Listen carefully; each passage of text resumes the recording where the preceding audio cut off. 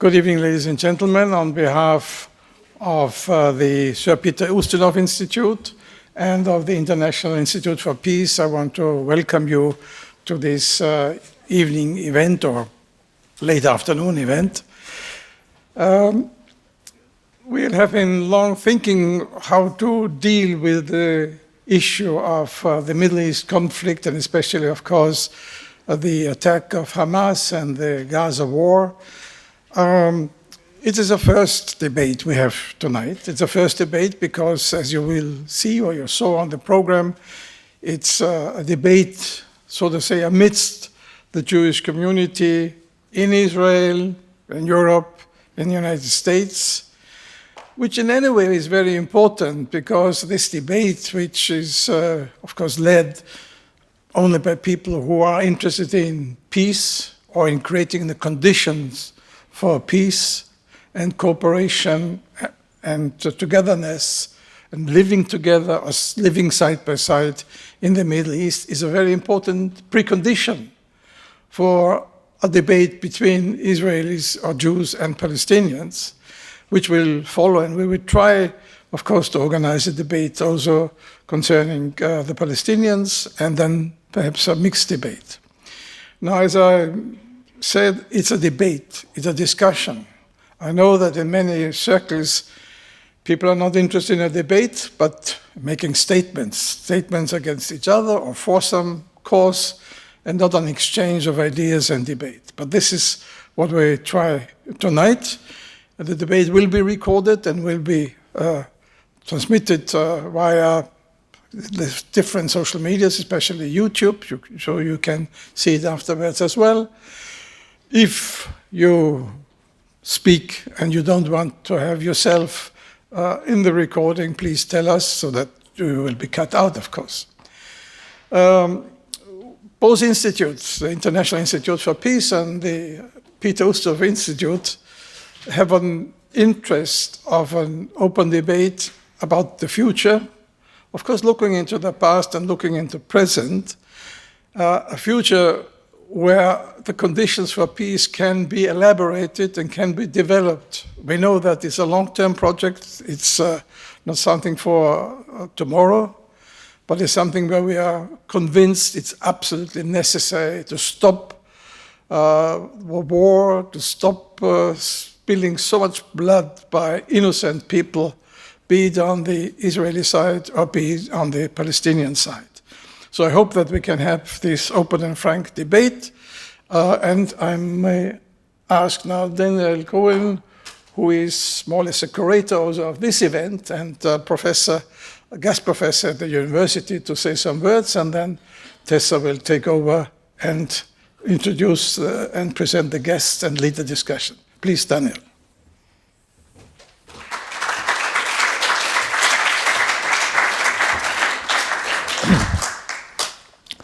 Thank you all for being here, and thank you for attending an event that, based on its title, The Day After, would normally be held by policymakers, people who work on the future and not the past. And in my view, the great paradox, but also the great interest of the event that we are going to experience and witness, is that our distinguished guests are people who by training specialize in the past, not in the future. But perhaps it is because of their particular expertise and craft that their visions of the future may carry more weight and may carry more meaning given the situation. We have tonight, three distinguished speakers and one moderator to help us sort out the issue of what comes now in Israel-Palestine. We have from Brown University, Professor Omer Bartov, who is a renowned professor of European and Holocaust studies and has a long record of publications in this regard. And Omer has been particularly vocal and has intervened quite eloquently oftentimes with great difficulties and at great risk since October 7, trying to make sense of our historical predicament. So, talking about the day after requires first to try to understand the historical moment that we are living since October 7. Together with Omer, we are pleased to and honored to receive here in Vienna FANIA-OZ, over there, who is a distinguished professor of law, but also of our German and European history at the University of Haifa. And last but not least, we will also welcome comments by DORON Rabinovici, who most of you know, who is both an historian at the Institut für Zeitgeschichte and a writer here in Austria, someone that the public knows well. So, without further ado, I think we should start with the event. Is the moderator here? Okay, of course, TESSA is here, and you will continue on with the introduction. Just wanted to, on behalf of the Ustinov Institute, thank you all for being here. There is a parallel event on Israel that is being held downstairs, so I hope there's not too much confusion. And I will, of course, leave the room to Tessa to further introduce our speakers and get us going. So thank you very much for being here.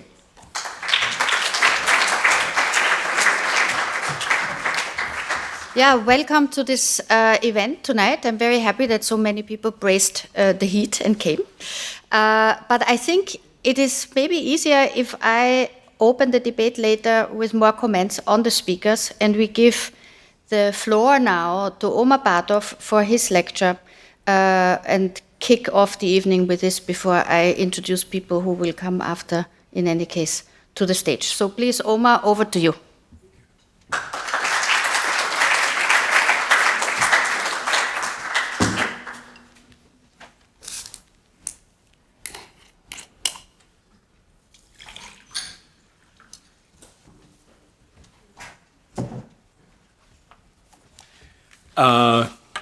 Hello, everyone. Thank you so much for coming. As we said, braving the heat. What I will try to do is to speak today for about 40 minutes about what I've called the never again syndrome, uses and misuses of Holocaust memory in contemporary global politics. And as you will see, I try to cover a fair amount, and I hope this will generate a good discussion by the panel and hopefully also members of the audience. So recently, the Holocaust has again become common currency. 8 decades after the end of World War II, the memory of the extermination of the Jews by the Nazi regime and its collaborators is repeatedly invoked. Anti-Semitism, gradually delegitimized in public discourse in the wake of the final solution, seems to be on the rise. The well-meant, possibly sincere vows of never again, which became the staple of post-war pronouncements and ethics, seem to have been brushed aside and forgotten, as violent rhetoric and actions against Jews have gained new adherents. Now, this is how many Jews around the world, as well as most Israelis, understand the present moment. This is the context in which it has become legitimate to speak about Hamas not only as the equivalent of ISIS or Al-Qaeda, but also as Nazis. It's the context in which pro-Palestinian demonstrations are labeled anti-Semitic. It's the context in which Jewish and Israeli critics of occupation policies in the West Bank and the destruction of Gaza are called anti-Zionist, self-hating Jews and accused of being in the pay of Hamas. And I was the recipient of some of these statements. This is also the context in which a desire to turn the tables on those who repeatedly invoke the Holocaust to legitimize indiscriminate violence produces a counter-discourse of Zionism as a racist colonial ideology, and of Israel as a Nazi-like genocidal state, an entity that must be wiped off the map. Extremist Jewish calls to establish a halachic Jewish religious state from the Jordan to the sea, which is a religious version of secular Zionism's goal of Jewish rule over all of historic Palestine, are answered by demands from pro-Palestinian protesters to establish a Palestine from the Jordan to the sea, echoing the extremist platform of Hamas, which seeks the establishment of an Islamic Palestine in that very same territory. In other words, allegations of genocidal intent by one side appear to legitimize genocidal intent by the other, and all in the name of liberation, self-determination, justice, and dignity. So in what follows, I will attempt to briefly discuss some of the fundamental questions regarding the use and abuse of the Holocaust as a historical event, a traumatic memory, and a warning to future generations. So we begin with the question of Holocaust uniqueness. As a historical event, I would contend that by now, the scholarly consensus puts the Nazi mass murder of the Jews within the context of a series of modern genocides, starting perhaps as early as the extermination of the Herero and Nama populations of German Southwest Africa, present-day Namibia, in 1904, the first genocide of the 20th century. Other contexts would include imperial and colonial violence, such as the 1915 genocide of the Armenians by the Ottoman Empire and the mass murder in Belgian King Leopold's Congo prior to World War I. Some scholars would argue that the Holocaust was an instance of population policies, starting with the Balkan Wars of 1912 and 1913, while others would associate it with genocidal, totalitarian, expansionist policies, such as those implemented by Nazi Germany and Stalinist Soviet Russia in the so-called bloodlands of Eastern Europe. Finally, within Jewish historiography, the Holocaust has been contextualized as part or as the culmination of a long history of anti-Jewish violence, whose most immediate previous manifestation was the mass pogroms during the Russian Civil War of 1918-1921. So all of these are different potential contexts. For historians, the claim of historical uniqueness is both a truism and a contradiction in terms. It is a truism because no historical event is precisely the same as any other. It is a contradiction in terms because no historical event occurs outside of a context and therefore cannot be understood other than by tracing its roots, comparing it to related events, and evaluating its relationship to other simultaneous developments. For instance, barring Germany's invasion of the Soviet Union in June 1941, the final solution would have been very different and might not have even happened at all. To put it differently, historical uniqueness implies extracting an event from history and propelling it into metaphysics, which is not an area in which historians feel at home. All this means that, by and large, most historians today would argue that while the Holocaust, like all other events in history, had unique features, such as obviously the extermination camps, it was at the same time part of a particular historical trajectory, outside of which it cannot be understood. What then is at stake in asserting the uniqueness of the Holocaust? As we can see when observing contemporary politics, the Holocaust has remained, at least rhetorically, unique to both Israel, and by extension, many Jews around the world, and to Germany. And here I would add, in part, to Austria. And that's a discussion we may have later, the similarities and differences between the German and Austrian take on this event. This is not the place to closely analyze the stakes of insisting on the uniqueness of the Holocaust in Germany. Here I will simply point out that the current German political and intellectual elites' justified pride in coming to terms with the Nazi past, which occurred earlier than in Austria, has a both foreign and domestic policy price. As far as foreign policy is concerned, it has largely limited Germany's ability to recognize and respond to present-day wrongs by other actors because of Germany's own past crimes. Thus, the German reluctance to help Ukraine defend itself against Russian aggression was justified by evoking the crimes of the Wehrmacht in the Soviet Union, including, of course, Ukraine, in World War II. That is, as the argument goes, how can Germany supply arms against the Russian army in view of the devastation caused by German-made arms 80 years ago?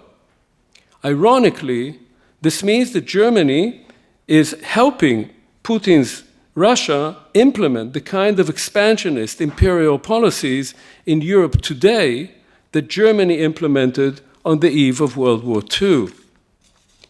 But German attitudes toward Israel are far more telling and resonate much more passionately in the public sphere. Even before the events of October 7th, Germany insisted on being among Israel's staunchest defenders and found it almost impossible to voice any criticism of Israeli policies, to the extent that government-appointed anti-Semitism czars accused Jewish and Israeli critics of Israel as being anti-Semitic, which I found particularly ironic. Germany's insistence on defending the memory of the Holocaust, or as Chancellor Angela Merkel phrased it, its recognition that responsibility for the Holocaust was part of our national identity and that Israel's security was Germany's Staatsräson, has also had domestic implications. According to figures issued by the Federal Statistical Office in 2021, over 14 million people, or 17% of the population, had immigrated to Germany since 1950, with almost 5 million additional people, another 6%, being direct descendants of parents who had both immigrated since 1950. The figures are quite similar in Austria, it appears. This implies that a fifth of Germany's population traces itself back to an entirely different history, many coming from Southeastern Europe, Turkey, and Syria, including 5 million Muslims. Yet part of Germany's policy of integrating newcomers into their new society is accepting that cardinal aspect of post-1945 national identity, that is, responsibility for the Holocaust. And, as some have argued, one result of Germany's pride in facing up to the Holocaust is the sense that this relieves the state of the need to tolerate its multiple new others.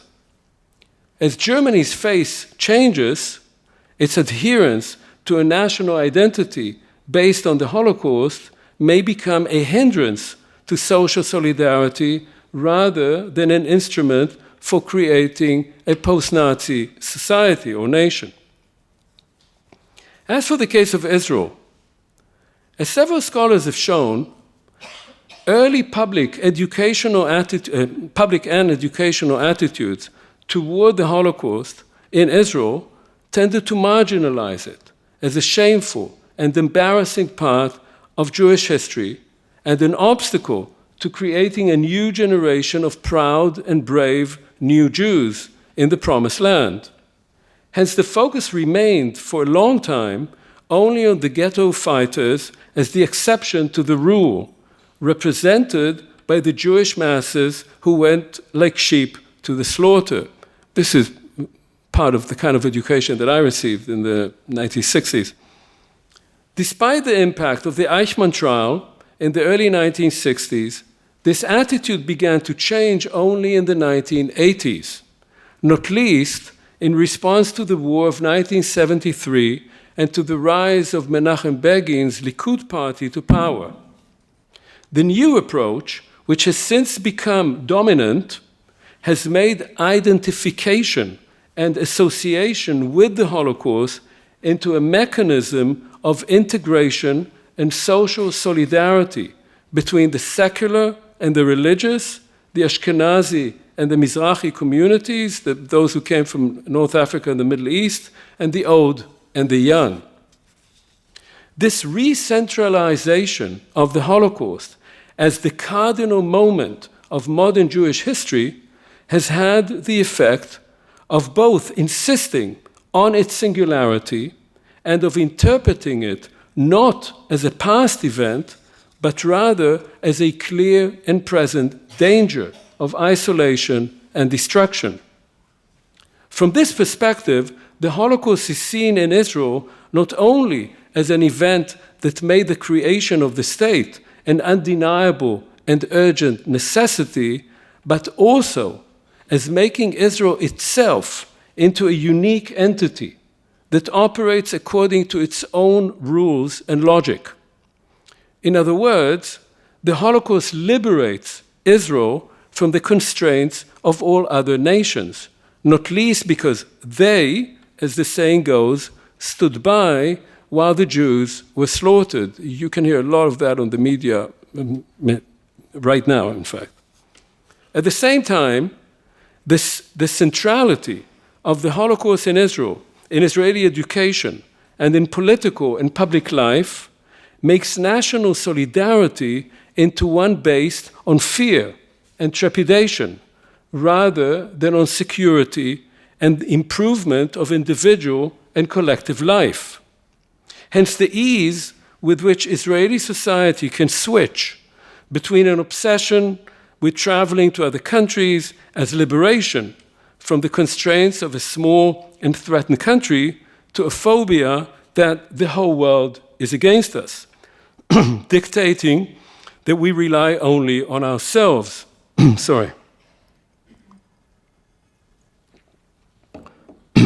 Between the insistence on Israeli society as being open-minded and tolerant to a view of Palestinians and other Arabs, but also of domestic, political, and social opponents as worthy of utter destruction.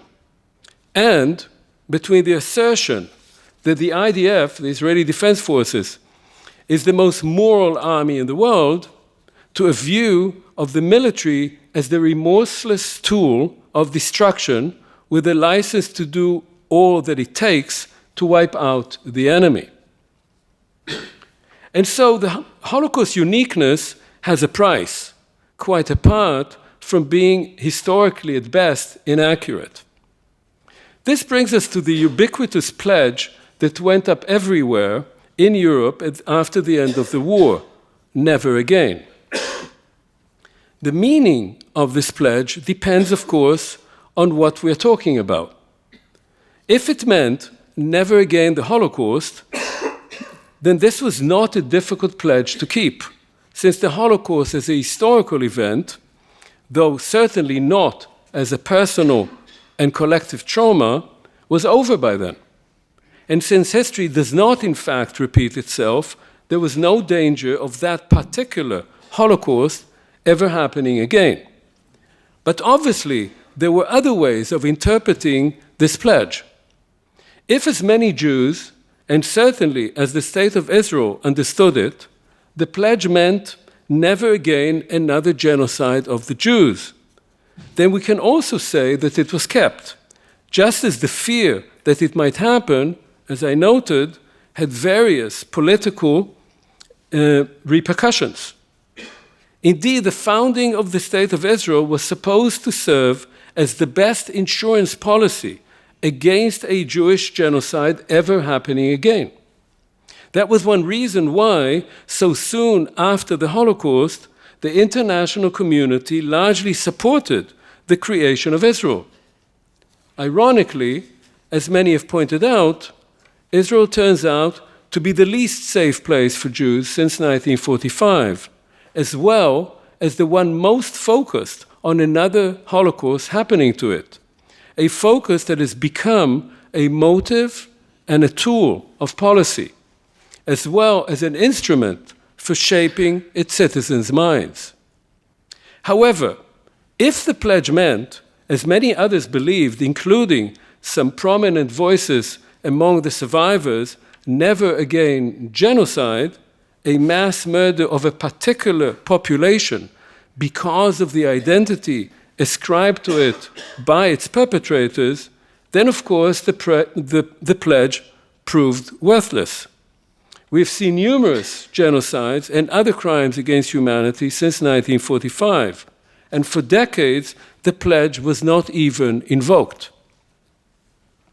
Interestingly, it was this pledge, the pledge never again to carry out genocide, that was in fact inscribed in law.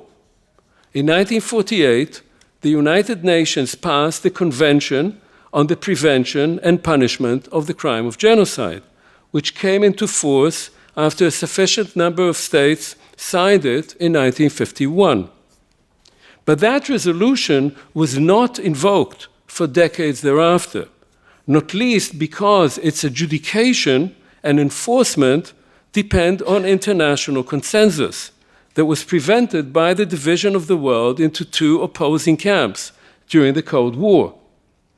Only after the collapse of the Soviet Union, which was supposed to have heralded the end of history, and the two major genocides that followed swiftly thereafter, did the Genocide Convention make a first appearance, though it's 40 years later.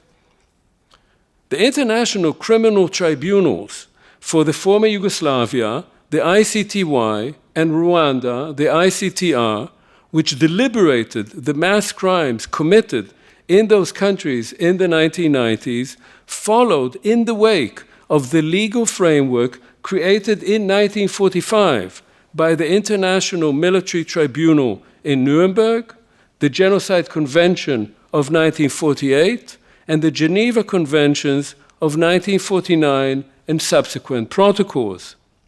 The International Court of Justice, the ICJ, created in 1945 as part of the United Nations structure, whose role is to adjudicate disputes between states as well as to legally advise the UN, similarly took a long time before it turned into the all-important issue of genocide. Only in 2019, it began proceedings against Myanmar on the alleged genocide of the Rohingya, as requested by the Gambia. In 2022, it issued provisional measures against Russia, following a filing by Ukraine. And in 2024, it issued provisional measures concerning Israel's war in Gaza, following a filing by South Africa. So this is all very recent. Finally, there is the International Criminal Court, the ICC, whose establishment was recommended in the 1948 Genocide Convention, but of course was postponed. It was finally created only in 2002, based on the 1998 Rome Statute, against which Israel voted, not least because the statute defines, quote, the action of transferring population into occupied territory as a war crime. Currently, 4 signatory states, interestingly, Israel, the United States, Sudan, and Russia, have given notice that they no longer intend to become states parties and thus have no legal obligations arising from their signature of the statute. This, however, does not liberate individuals in these countries as UN members from being charged with the crimes listed on the statute, which include genocide, crimes against humanity, war crimes, and crimes of aggression, if their own domestic courts are unable or unwilling to take legal action against them. So what does all this tell us about that famous Never Again pledge? The international record is poor, but it's not meaningless. An entire edifice of international humanitarian law was created in the aftermath of World War II, which has since been greatly expanded and interpreted through international negotiations and case law. As is the nature of international law, its enforcement is the function of political circumstances, as well as, of course, the respective power of the states involved. Nonetheless, this edifice has become a major player in the affairs between states and has set certain limits on their conduct toward other states and, to a lesser extent, toward their own populations. Although the origins of this system date back to the 19th century, much of the impetus for its vast expansion must be traced to the mass crimes of World War II, and most especially to the Holocaust. In retrospect, this was both a blessing and a curse.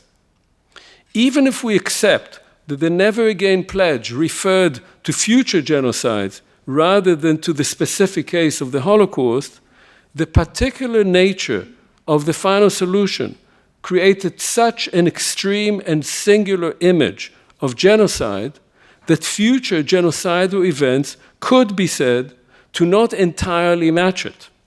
In other words, the Holocaust triggered the Genocide Convention, but also set a very high bar to identifying genocide as only an event of similar range and bureaucratic efficiency. This also created a gap between how genocide is defined in the Convention, which leaves much greater room for interpretation, and the legal, political, and popular imaginary of genocide as having to resemble the Holocaust in order to merit the title. So this then raises the next question, namely whether the mass murder of the Jews serves as a guide to the nations of the world, and if so, in what ways? It can be said that over time, and especially since the 1990s, the Holocaust came to symbolize the epitome of evil in much of the world. This was a long and uneven process, and I actually remember many parts of it throughout my own, by now, pretty long career. But it culminated, for instance, in the 2005 United Nations resolution on the 60th anniversary of the liberation of Auschwitz, designating January 27th as International Holocaust Remembrance Day. Similarly, in 1995, the European Parliament adopted resolutions drawing attention to the obligation to remember the genocide of the Jews, both through commemorations and by means of education. Somewhat more problematically, and I'll say a word about that in a moment, in November 2018, the EU became a permanent international partner of the International Holocaust Remembrance Alliance, known as IHRA. To be sure, the belated recognition of the Holocaust as an important event in the middle of the 20th century must be seen within multiple historical and political contexts. For instance, East European countries seeking to join the EU following the collapse of their communist regimes had to accept the commemoration of the Holocaust. This meant exposing dark episodes in their own pasts, just as they were in the process of asserting their national identity after decades of communist defamation of their newly discovered national heroes and obfuscation about collaboration in the Holocaust. The result was what has been called a competition of victimhood, or rhetoric about the so-called double genocide, one by the Nazis of the Jews and one of our own people by the communists, often associated with Jews. The growing focus on the victimhood of the Jews has had all kinds of unexpected, deleterious consequences. I've already alluded to the case of Germany in terms of its effects on integrating immigrant populations. Another effect has been a growing impatience among young generations of non-immigrant Germans with a constant harping on the duty to remember, which brings with it also attributions of generational guilt, or at least responsibility. The rise of anti-Semitism in the German right, which has, of course, other socio-economic causes, cannot be entirely divorced from this sense among younger German cohorts of imposed guilt. The tendency in Germany, France, Britain, as well as the United States, to associate anti-Semitism with immigrants, especially from Arab and Muslim countries, often misses the mark by dismissing the deeper local roots of anti-Jewish sentiments. This sentiment has a complex relationship with the expansion of Holocaust commemoration and education, related to the visible presence of well-integrated Jews within political, economic, and educational elites in those countries. It also is related to the role Israel plays in the life of the Jewish diaspora, the policies of these Western powers toward Israel, and the impact of Israeli occupation policies on Muslim, Arab, and liberal constituencies, especially among the young. Here, the tension between the proliferation of Holocaust remembrance throughout the West on the one side, and the proliferation of images of Israeli oppression of Palestinians on the other, has been most palpable and has reached the moment of crisis since the Hamas massacre of October 7th and the subsequent destructive Israeli assault on Gaza. So can the mass murder of the Jews serve as a guide in this instance? The answer to this depends on the beholder. Most Israelis perceive the war in Gaza as a just response to and an attempt to prevent another instance of a massacre of 1,000 Israeli civilians, not all of them Jewish, by the way. Since the Hamas massacre is constantly portrayed as genocidal, and Hamas described in the Israeli media as a Nazi organization, the obvious conclusion is that the war in Gaza must be guided by the lessons learned from the Holocaust, and thus must be implemented as a robust but unavoidable measure to prevent the repetition of another Jewish genocide. And that's very much the language that is used.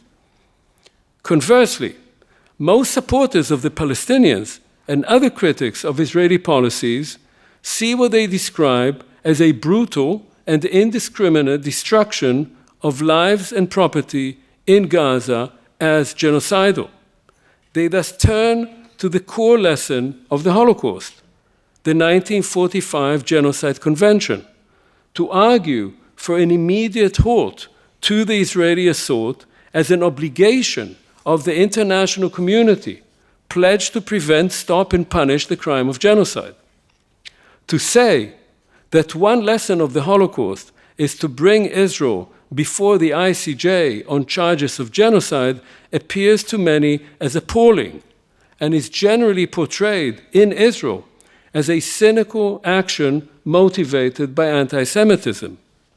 Conversely, others argue that silence and inaction by the international community will expose the impotence of the very edifice of international humanitarian law that was put into place in the wake of the Holocaust. This conundrum leads me to the following question. If the Holocaust was the clearest justification for the need to create a Jewish state, what role has it played in Israel's history for the last 7 decades? For most Jews around the world, the establishment of the Jewish state as a haven for the remains of world Jewry seemed the only logical conclusion of the Holocaust. But what appeared as an act of supreme justice became entangled in an act of injustice from its very inception. Because the injustice of the expulsion of 750,000 Palestinians from what became the State of Israel, and of the refusal to let them return, came so soon after the Holocaust, and because that displacement of most of the Arab inhabitants of Palestine was carried out by Jews only recently displaced themselves from Europe, these two events, the Shoah and the Nakba, became inextricably entangled. And yet, the respective victims of these two events, precisely because they perceive their own catastrophe as constitutive of their individual and collective identity, have insistently rejected the stark reality of this entanglement. Since that time, the Holocaust has played an increasing role in Israeli self-perception and political rhetoric. Ironically, just as the numbers of those who survived the Nazi hell progressively diminished, so the importance of the Shoah in Israeli public life grew. By now, the conflict with the Palestinians, or rather the various forms of rule by 7 million Jews over 7 million Palestinians, can only be seen through the distorting lens of a historical event that has little connection to the reality of occupation and oppression. And yet the Holocaust continues to play a major role, both in excusing the occupation as an essential bulwark against another Holocaust, and, as was the reality in Israel for several decades until October 7th, in keeping the occupation hidden from sight behind a complex of separation walls, fences, and bypass roads. In this manner, undemocratic and oppressive rule over the other half of the population was repressed as unrelated to progressive, wealthy, Western-oriented Jewish Israel. Eventually, the clarifying catastrophe of the Holocaust became, for most Israelis, a vast and ugly fig leaf, whose combined effect was a lamentable combination of self-victimization and self-pity with self-righteousness, hubris, and euphoria of power, whereby one side of the equation justified the other.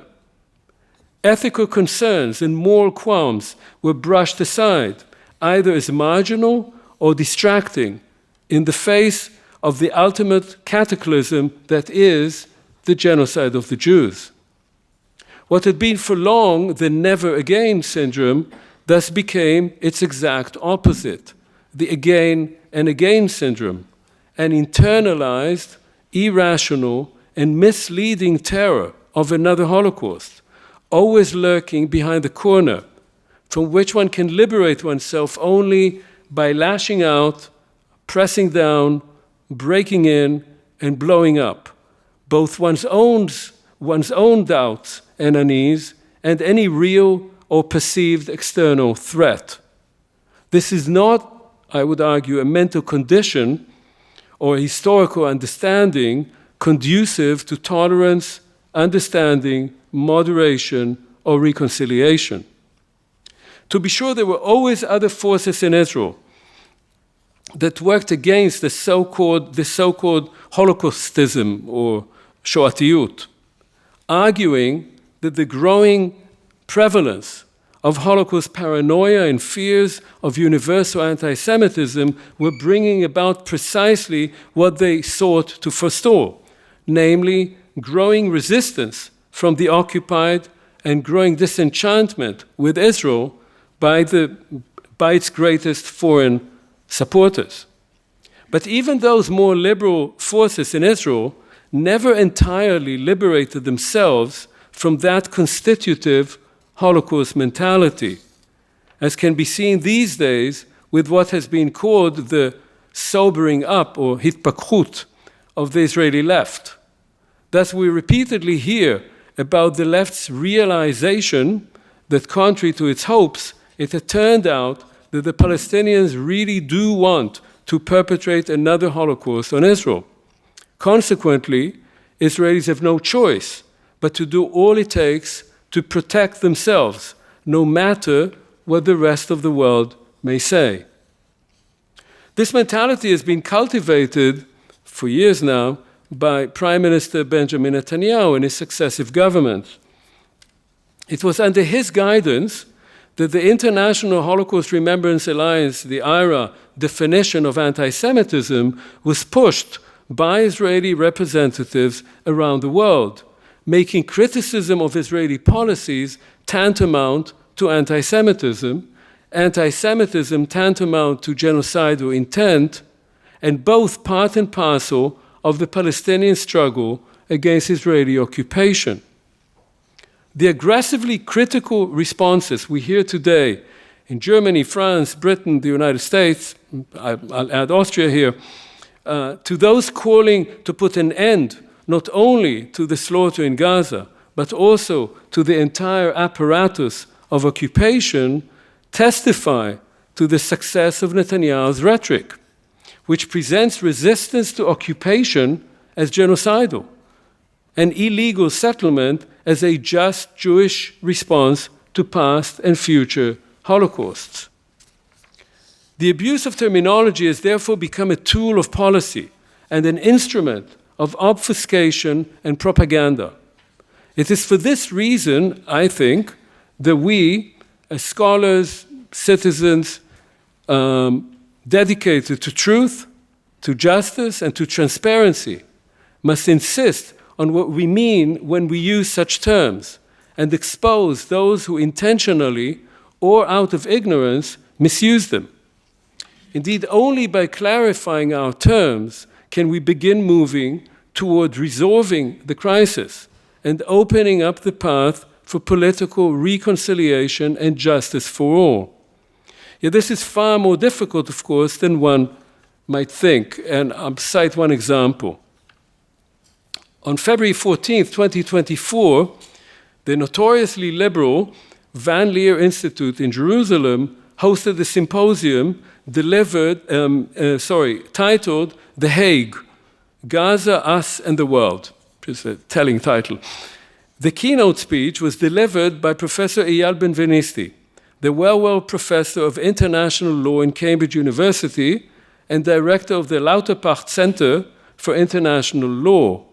Now, some of you may know that Hersch Lauterpacht had defined the term crimes against humanity as the extermination of civilian populations as individual human beings.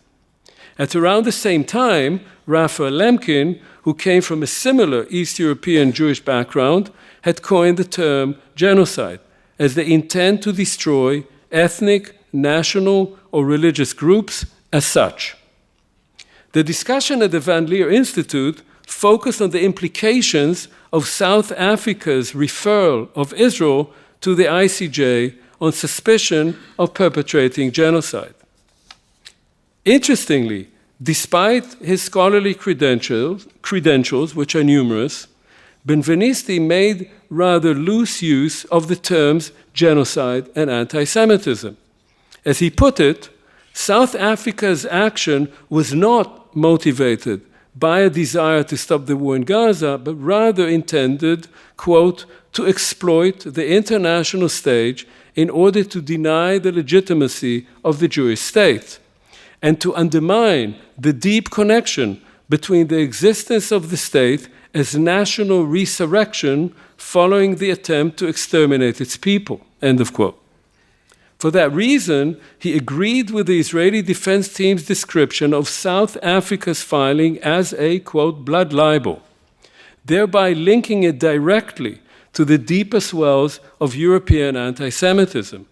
Indeed, Benvenisti stated unambiguously that, quote, the criticism against us is partly driven by anti-Semitic motivation, end of quote. Conversely, in Benvenisti's view, the, quote, terrible massacre, the genocide carried out by Hamas on the Black Sabbath, which is the name used in Israel for October 7th, and the crimes it committed, indeed fit the definition of genocide. Asked about the statement in the discussion, Benvenisti reiterated that to his mind, quote, people had been killed and slaughtered in a terrible manner, that's on October 7th, because they were members of a group and only for that reason. This is the definition of genocide according to the convention, end of quote. Now, I cite Benvenisti's statements because they demonstrate that even among experts of the very terms in question, other factors tend to intervene when discussing issues close to their own worldview and sentiments. Benvenisti provided no proof whatsoever that either South Africa or the ICJ was motivated by anti-Semitism, but simply asserted the fact to the general agreement of his almost exclusively Jewish Israeli audience. To those present, apart from one Palestinian professor of law, Reifzrek, who raised some questions about these assertions, this was obvious. Similarly, Benvenisti's assertion that the Hamas attack was genocidal was stated without any perceived need for proof. The fact, for instance, that Hamas militants also massacred Bedouin and Filipino and Thai workers who clearly pointed out to them that they were not Jews was not considered. Nor did Benvenisti entertain the possibility of categorizing the Hamas attack as a war crime or a crime against humanity, which it obviously was. Simultaneously, he insisted that even the suspicion that Israel's actions in Gaza, costing the lives by now of over 37,000 people, including over 15,000 children, even asserting that those might be criminal, was clearly anti-Semitic. I could similarly cite endless statements around the world accusing Israel of genocide even before the IDF operation in Gaza began, indicating both an expectation of mass violence, which was not unwarranted, and in some cases, an understanding of Israeli policies against Palestinians as a priori genocidal. There's also no need here to retrace the multiple groundless allegations of anti-Semitism against university presidents and professors, especially in the United States, the vicious attacks against both Muslims and Jews on campuses and elsewhere, and the deafening silence by so many mainstream and knowledgeable experts and public figures who, for fear of being labeled one way or another, are leaving the field open to the extremists and thereby contributing to the polarization they oppose. As I see it, and I conclude here, what we need now is clarity and purpose. Terminology should be applied precisely as a tool to understanding and defining events rather than as an instrument of politics. The purpose of such clarity must be finding a way out of the chaos. Now, this is not the place to outline in detail what I have in mind, but several issues must be stated outright. First, that violence cannot resolve the conflict. And there's been a lot of it, and it has always failed. Second, the notion that Israel can manage the Palestinian issue by shoving it under the rug can no longer be entertained. The 14 million people living between the river and the sea must be offered a way to coexist in peace, justice, and dignity. Third, the political leaders of both sides and their policies have been deeply discredited and must be replaced. Fourth, only massive international intervention and commitment, especially but not exclusively by the United States, can begin pushing the sides toward changing the political paradigm of the last few decades and seeking reconciliation. Providing a political horizon of sharing the land will change the current reality as well. And finally, if we are to take seriously that post-war slogan of never again, this is the moment to do so. It is already too late for tens of thousands of innocents. It is time to pull back from the abyss and do all in our powers as scholars, as students, as citizens, to convince our governments to compel the warring sides to stop the killing and bring peace to their peoples. Thank you.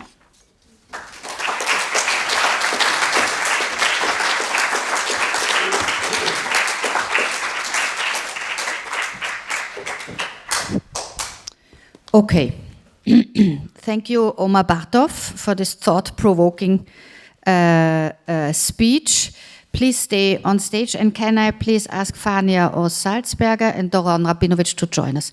Would you like to take center stage? Yes.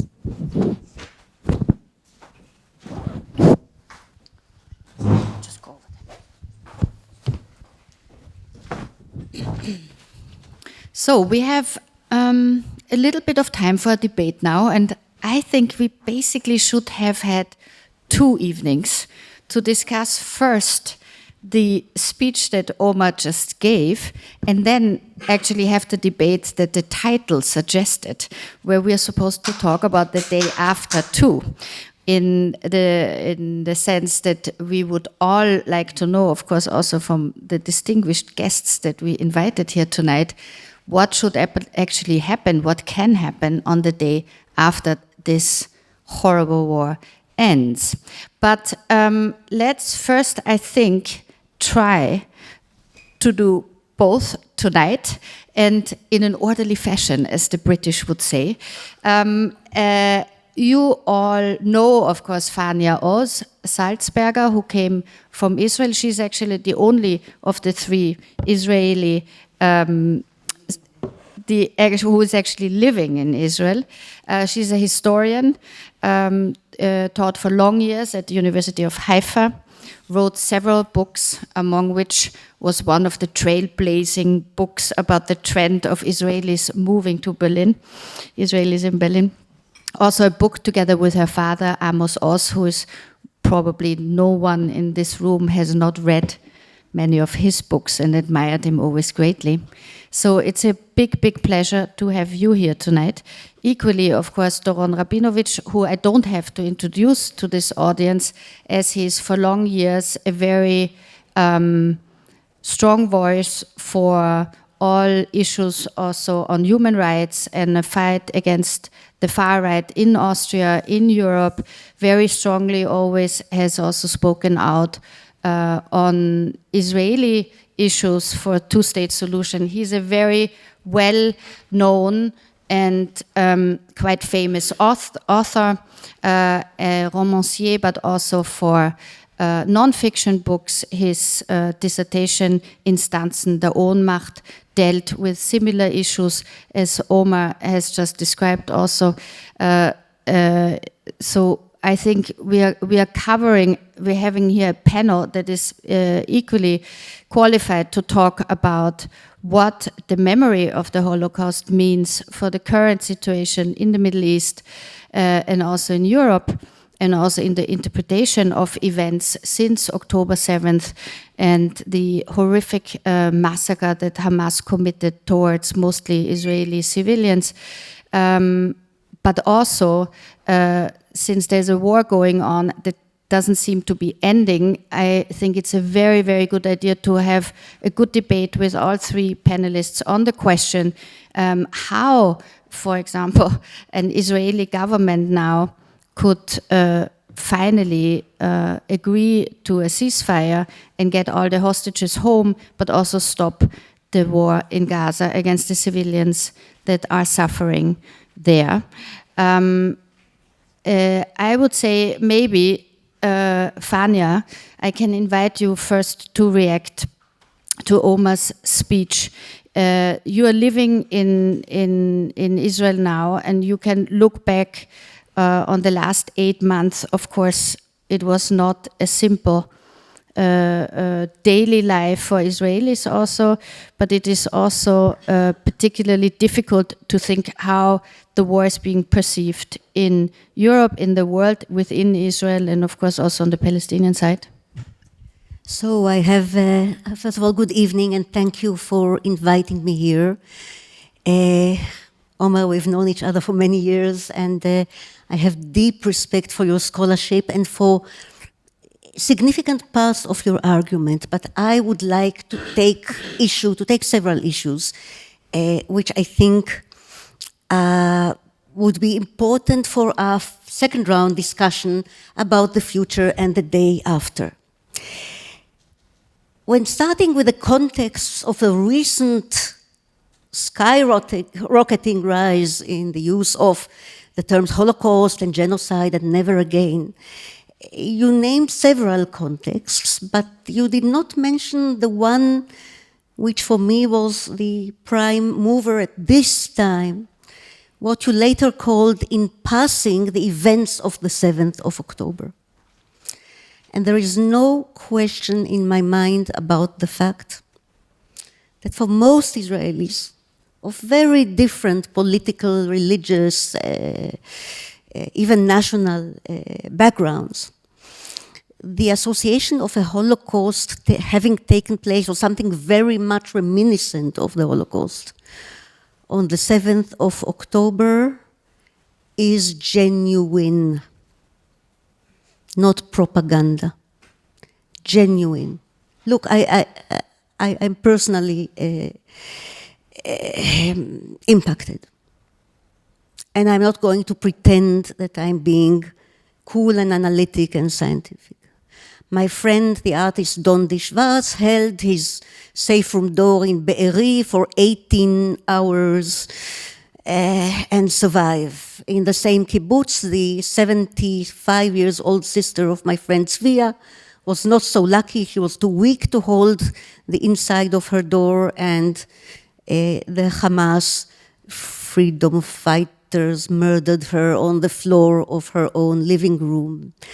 In the next kibbutz, the daughter and son-in-law of my friend Ilan, whom you may know too, died defending with their bodies their young son, who did survive, badly injured, and as I hear, also badly traumatized. In the next kibbutz down the road, the sister of my friend Miri was not so lucky because she was murdered together with her son. That's what luck is about. My friend Aviva, abducted to Gaza and returned in the November deal. Her husband Keith, still there. We don't know whether he is alive or not. When these people, the survivors, their families, the shocked circles around them, myself included, say, this was like the Holocaust in their own experience. Is it my place and my role as a historian to tell them, no, you're wrong. First of all, that the Holocaust wasn't unique, and secondly, there were many other genocides, but yours wasn't a genocide, and you are just playing a victim's card. Should I really take them in this way, or should I pay the uttermost respect and attention to what these survivors or relatives or those who did not survive have to say? And both as a person and as a historian, I do not want to tell the victims that this was no Holocaust. That this was even, as has been stated here, no genocide, because what Hamas did, for a technical reason, is not genocide, is it? I think it is. They think it is. I would not tell them, no, you're wrong. You know, what happened to you is not a genocide, but what's happening in Gaza now is a genocide. I will not dare to do it either morally or historiographically. Zooming out to the part of Israeli society that I think our speaker has not given due credit, because it is a large part of Israeli society. A political minority now, but a very large one. Quite possibly a political majority come the next elections. It was not only a few faint voices that told Menachem Begin in the early 80s, do not weaponize the Holocaust in your international discourse.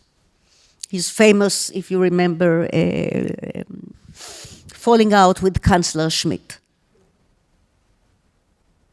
There were many Israelis who said so, who said the Holocaust is not the reason for Israel, for the foundation of Israel, nor is it the key for Israel's identity. Everyone adhering to the old Zionism, labor Zionism, it had very many different shades and corners. It was basically not only predated the Holocaust, it was basically about the Jews moving from the victim's position into building, reinventing themselves, creating in peace in their land, the land of the Jews, not the Jewish land, but the land of the Jews, as Herzl put it, and you mentioned it the other day. It was these people who created the first great protest movement after the 73 war and later against Begin during the first Lebanon war, and are now demonstrating against this current worst government in Israel's history, the same part of Israeli society that have said then and are saying now, we should not play the victim's card, but try to defend ourselves on the basis of international legitimacy and legality. Because for us, and I'm part of that crowd, and it is a crowd, for us, Israel's membership in the family of nations was one of Zionism's key elements, foundationally. Our belonging to the family of nations, our normalization, living in peace with our neighbors and in total equality with the Arab citizens of Israel, as the Declaration of Independence of 1948 proves letter to letter. It does mention the Holocaust, but not first and foremost, and not as a central element in the justification of Israel's foundation. Peace Now was founded in the late 1970s, demonstrated in huge numbers, getting close to 500,000, the way we did last winter, against the occupation of the territories, West Bank and then Gaza, against the abuse of the Holocaust and the hysterical discourse that Menachem Begin and his ilk was spreading around. And my own father wrote one of his most resounding articles in the wake of the Lebanon War, Hitler is dead, Mr. Prime Minister, addressing Menachem Begin. All this part of Israeli society, until this very day, is not using Holocaust or genocide as a fig leaf. We want to step back from that kind of discourse.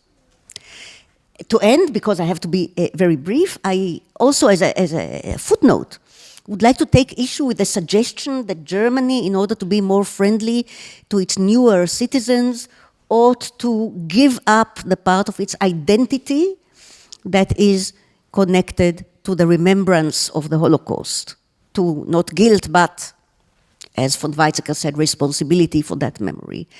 I think it will bode very badly for Germany, including its newest citizens and certainly some of its old citizens and its Jewish community, if Germany had left off on that duty, intergenerational duty of remembrance. Thank you. Thank you, Fania.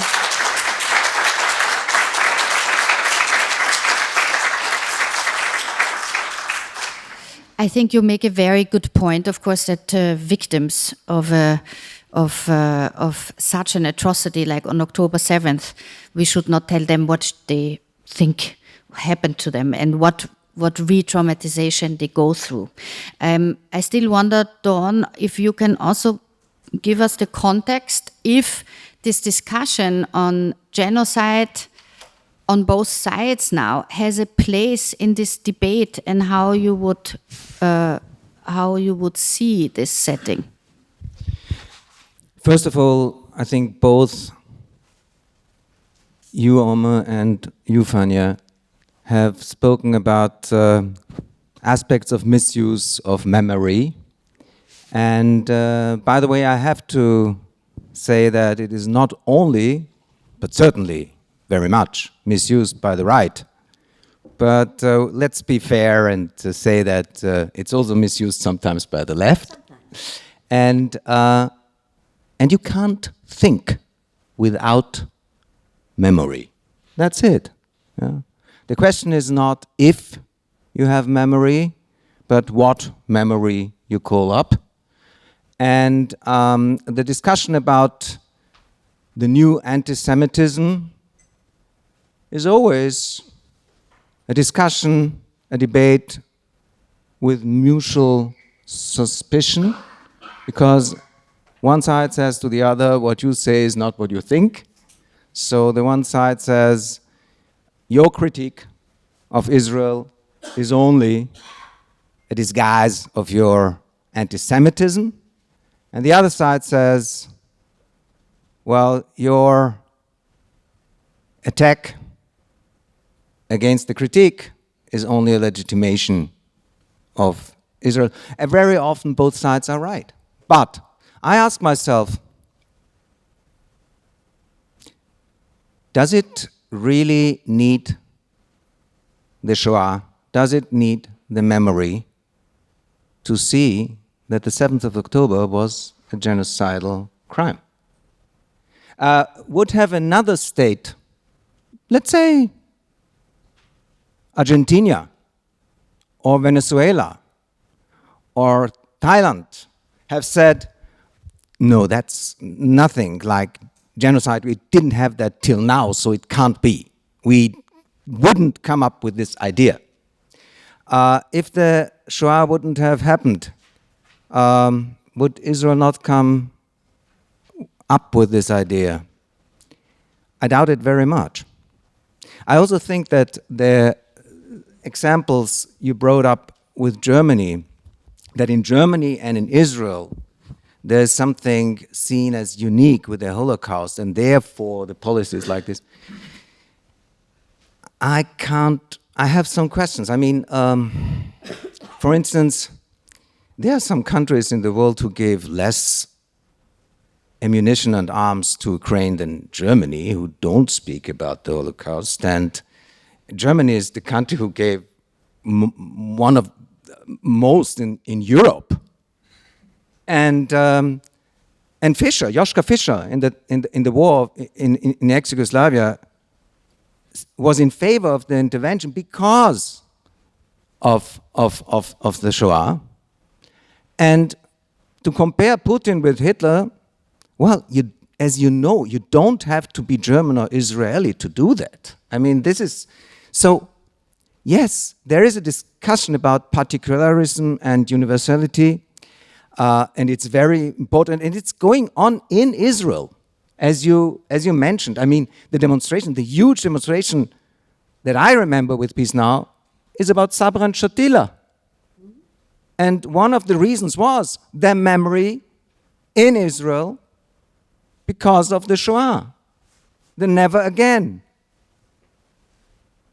But the most important thing about, I think, the uniqueness of the Shoah, and that is something that was not given up, but with all modern discussions, which was brought up by Hannah Arendt and Adorno and Judah Bauer, and you can name it, is that in the core of the Shoah is a resentment that is fundamental for a civilization. You cannot think Christian Occident without anti-Semitism. You cannot think that. And anti-Semitism, and that makes the Shoah in a way special. The Shoah is not about a certain region. And it's not about a certain Jewish community somewhere. You can find it all over the world. And it means all the Jews on the world. So there is something special because it has something to do with our civilization. Believe me, I live in Vienna. I know what I'm speaking about. And if you say, Omer, that the Eyal Ben-Vinisti in spite of his scholarship, and although not only Jews were murdered, spoke about anti-Semitism and genocide. I mean, in 2019, in the synagogue of Halle, a terrorist tried to attack. He didn't succeed. And so he shot a woman outside. Her name was Lange. And then he went on and went to a doner kebab stand, and he shot Kevin Schwarze. Both non-migrants, non-Jews. I tend to believe this man was, in spite of his victims, a racist and an anti-Semite. That's just my suspicion. And in Norwegia, a terrorist attacked a youth camp and killed blue-eyed, blonde Scandinavians. But he did it because he is against a liberal, multicultural Europe and world and Norway. Not Norwegia, sorry, Norway. So when Hamas is committing this genocide, they have a genocidal intent and they have a genocidal message. And when they do it, they say it. And there are two groups who understand it right away. On the 7th of October, when on the Mayer-Hilfer-Straße, people start to dance, a small group.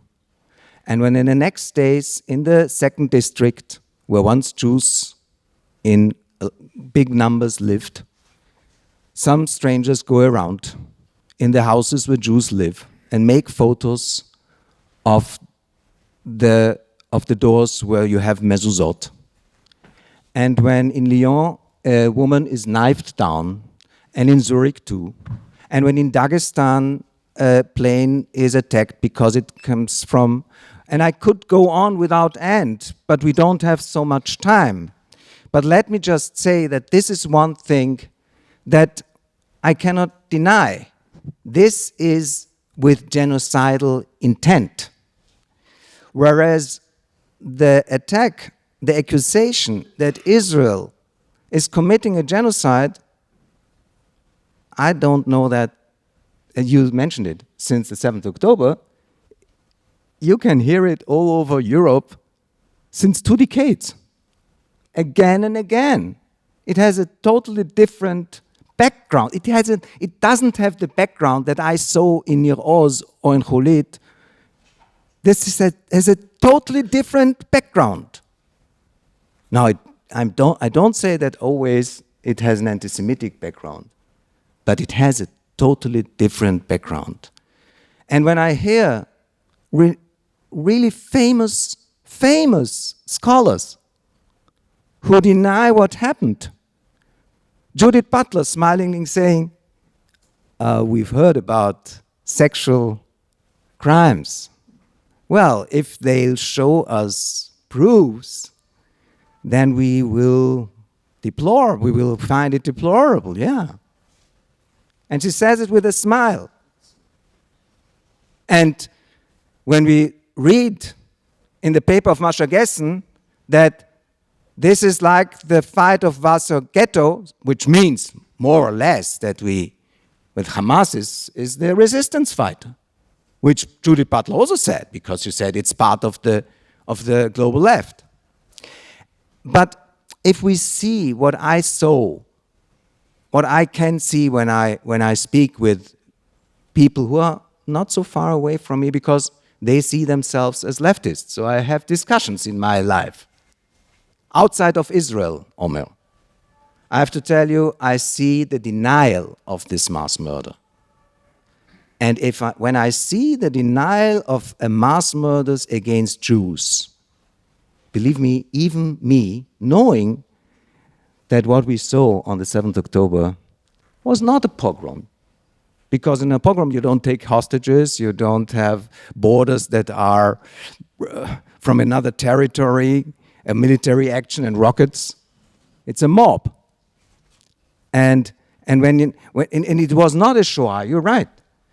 But we don't have a term, we don't have a name for it, and we don't have a sense of it. It's something completely new. But when I see that this is denied, then I cannot but think of the Auschwitz-Lüge. Because behind this denial is the idea the Jews have invented something, and in their hands they have the media and the power and the White House, but it's not true. It's only a story that they made up. And I think this is then, in parts, anti-Semitism, and I think we have to fight anti-Semitism. Also, the fight against anti-Semitism is misused very often by the Israeli right and by the Israeli government and by the Israeli right extreme. But for me, as a Jew in Vienna, there is no other choice but to fight anti-Semitism. Thank you.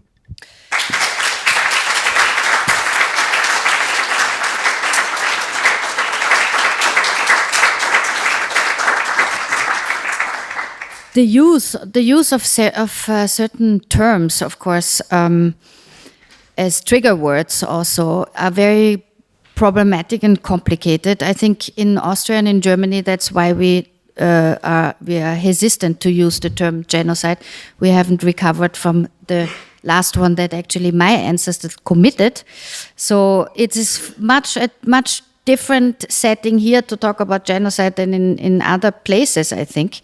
And it's also very careful for us. We are very careful to use this term. Also, similarly, the question of responsibility, it is maybe easy for people to say the Germans or the Austrians in any case were not so strong for a long time on accepting the responsibility also for the Holocaust. But it's easy to say, okay, enough with this, but I think it's very important, of course, also for our history to not forget how quickly it goes, that you reach the bottom of the abyss of human tragedy and be responsible for it. But Omer, you have patiently listened also to FANIA and DORON now in response to your speech, so I would like to invite you, you noted also down some notes, maybe just to generally respond now on these questions that they raised. Sure, thank you. I spoke a lot earlier, so I'll try to be brief now. I mean, in part, what in different ways the two of you said made the point that I was making. So in some ways, you know, the way you responded pointed out the problem that I'm trying to speak about. So let me just articulate that a bit more. What happened on October 7th was a massacre, was a war crime, was a crime against humanity, and could likely be associated with genocide if you connect it to the charter of Hamas, which is the genocidal charter. So there's no question about that. To link it to the Holocaust, obviously when people say that it fell to them or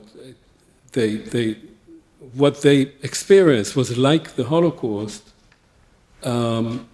you have to ask yourself, what does that mean? You can, of course, say, I'm not going to argue with them. You know, they say it's like the Holocaust, that's how they felt. That's the end of it, right? But I think that our role is to think, where does that come from? And I think that it comes from, for most people who experience that horror, from certain images that they had internalized. They've not been to the Holocaust. They don't actually often know much about the Holocaust. So where they got this set of images, where that horror, when they want to say that something was horrific, they refer to the Holocaust. And so in that sense, what they're saying is a reflection of what they'd internalized, imagery that they had internalized. But if you think about it objectively, you have to say the Holocaust was a crime committed against a minority in many countries, in Germany, in Austria, in Poland, and so forth. The response to that was the creation of the State of Israel. The idea of the State of Israel was that Israel would have its own government, its own police, its own army. And the main goal of those state institutions would be to protect Israelis, Jews living in Israel, from another Holocaust. And what happened on October 7th was that the state didn't do what it had to do. It takes 90 minutes to drive from Tel Aviv to Be'eri. It took the army 8 hours to get there. The state did not protect its citizens. That's not the Holocaust. The Holocaust would have been had the Jews been a minority, say, in a Hamas-led state, in a fundamentalist state, and then they had attacked that Jewish minority. That would have been akin to the Holocaust. This was something else. To say that this is the Holocaust is like saying that 9/11 was like the Holocaust. The state and many Israelis feel very deeply about that, and that's one main cause of the deep sense of insecurity. The state did not deliver security. Now, let's take one step further. If we say that the people who experienced that say it was like the Holocaust, and we have to accept what they say, I would certainly not argue with people I know, and I know people who had been deeply hurt by October 7th. If they say it was like the Holocaust, I'm not going to argue with them.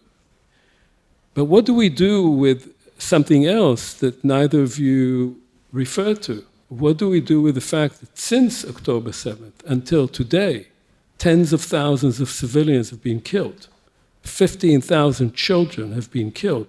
When the people there say, this is a genocide, do we also say, well, they say it's a genocide.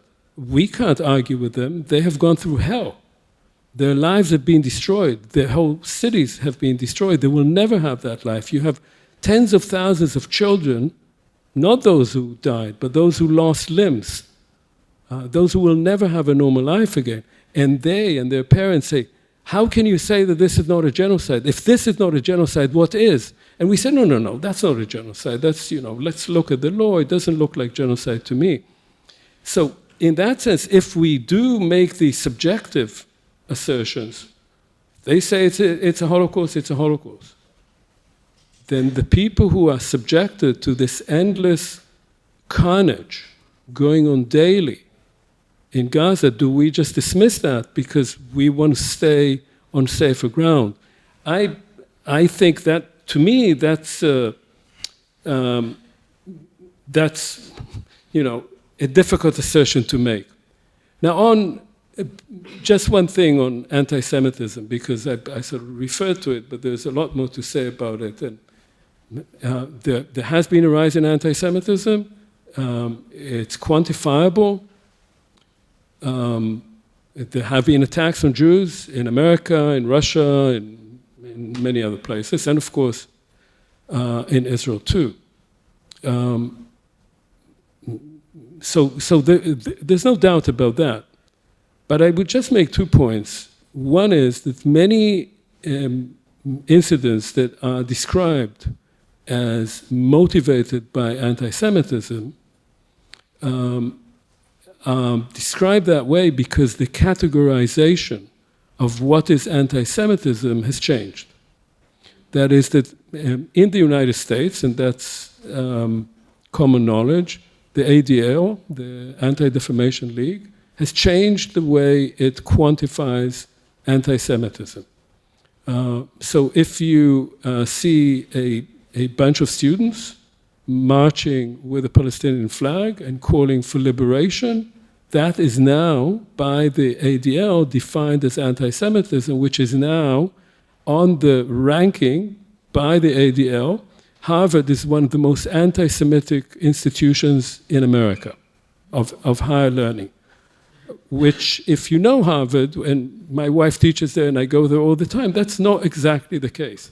Princeton is in a very high place for anti-Semitism because students demonstrated there with Palestinian flags. So you have to understand that the changing in categorization of what constitutes anti-Semitism plays a role in that, while there is also actual identifiable, true anti-Semitic acts, including killings.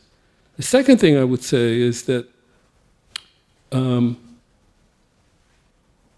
we can think, of course, of cases such as you described in Germany. But of course we know of several major cases of killings of Palestinians in Israel, in the West Bank, by murderers, by Jewish murderers, by Jewish supremacists, in the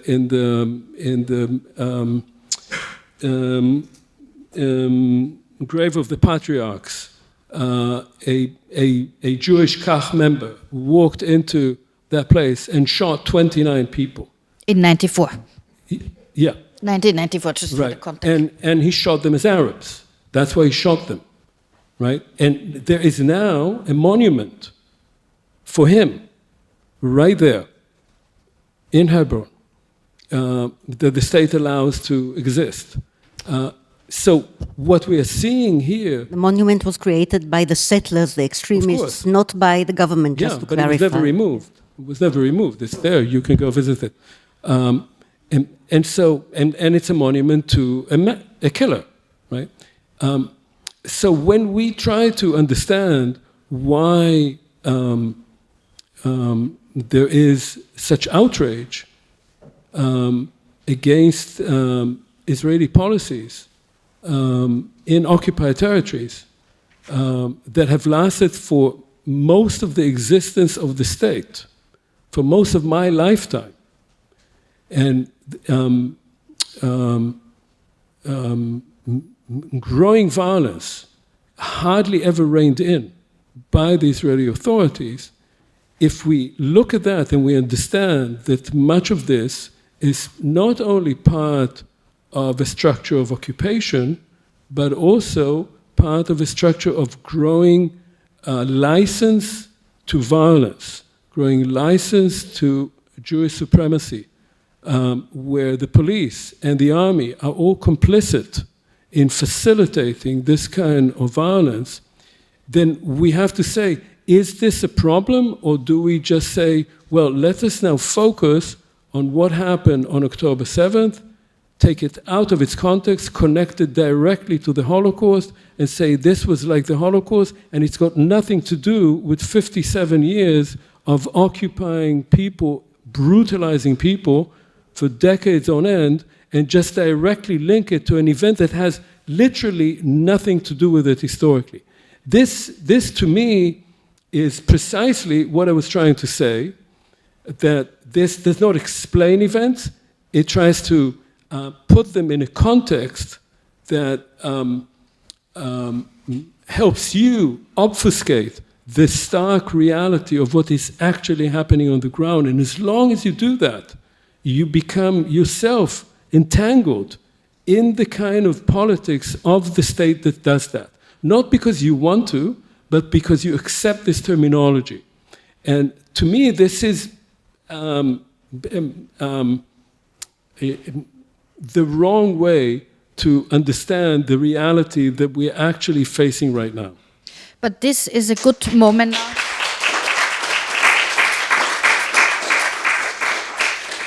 A good moment to switch it forward now a little bit, to look into the future, because genocide or not, I think everyone here on the panel would agree there was already so much violence that it would be a good idea to stop the war in Gaza now, not only in the interest of the Palestinian civilians, but also in the interest of Israel as a state. And the question is also that I think all of you would probably agree that the occupation of the West Bank in one form or the other should end, in order to also give Israel as a state the opportunity and the chance to maybe live in peace. So my question would be, Fania, you are on the street on the streets in Israel to demonstrate. It's very powerful to see these images of people marching. How can these demonstrations lead to a change in government? Because, you know, Netanyahu will not just leave.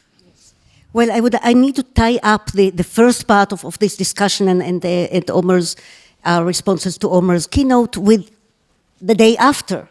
And of course, the day after can only come once leaderships are changed on both sides.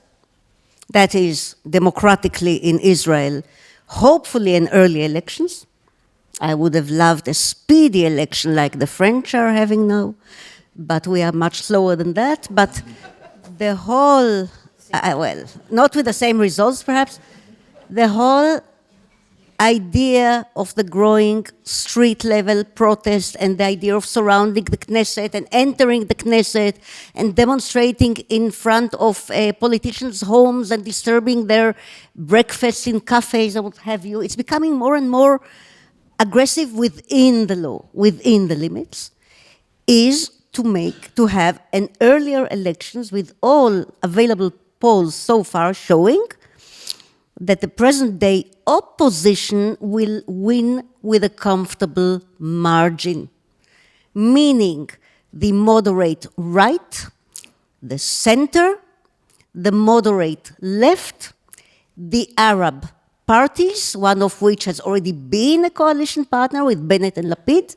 and stands to become one once again, with a unified left, the two parties, Meretz and Labour, who did so badly in the previous elections, now under the new leadership, hopefully Meretz will join, of Yair Lapid. So we have a horizon for democratically removing this government. I would like to see an equivalent horizon on the Palestinian side, and of course on many things it is not equal, you know, because Israel is a democracy, it also has to stand up to moral standards, you're absolutely right, of a democracy, and the conquest of the West Bank and the behavior in the West Bank has been utterly lamentable for as long as I can remember myself, and I've been at 17 demonstrating against the very first settlements in the West Bank, and we haven't succeeded, but it's become a huge danger to Israel. So yes, absolutely. There has to be some kind of change of leadership on the Palestinian side, and I'm still among those who believe that Hamas, we may not be able to destroy Hamas, but it has to be removed from the leadership of Gaza. There's no other way. And hopefully this would be done not by Israel's continuing of the war, military pressure, because we have exhausted this long ago and also lost our moral standing by a strategy which was horrendous. The war itself began as a just war in my mind, in the mind of many Israelis. The way we later developed it was wrong, utterly wrong. And of course, the hostages are not back home again. So my part of Israel is now saying, and the demonstrations are now saying, stop the war, return however many living hostages you can, and we are not sure what is their number. Return as many of them as you can, even with a very difficult deal of releasing not just Arab prisoners who administrative detention, no trial, but also murderers with blood on their hands, because lives are worth it, and then move on to the day after. We need, for this purpose, the moderates. I would have loved to say on both sides, I still don't see the up-and-coming moderate leadership among Palestinians, but maybe it's there. And maybe the presence of moderate Arab regimes, whom I'm not in love with, are not democracies, but are important here, like Saudi Arabia in the Gulf states, in Gaza, in the West Bank, helping the Palestinian Authority to take over and to create a de-radicalized version of itself. Maybe this is the right road for the day after. Whereas in Israel, it is our responsibility as citizens in a democracy, still a democracy, a flawed one, but a democracy, to de-radicalize our own society. First and foremost, by removing this bad government. But I'm not sure that cleaning up the vocabulary, the terminology, is the most important first step. That is coming to the moderate Israelis and telling them, no, you should not do this. You should not talk about genocide. You should not talk about, on 7th of October, you should not talk about the Holocaust or about anti-Semitism. It's all legitimate critique of Israel. Don't you worry. They're not going to bite because it's not all a legitimate critique of Israel. Much of it is in Western countries, but not all of it. Some of it is purebred anti-Semitism. There's no question about it. But so I Fania, do not want to alienate the moderates. I want to embrace the moderates. And the first and most important thing is to empower the moderates to create a piece of the moderates. There's no other way, including the significant chunk in Israeli society that wants precisely this. I think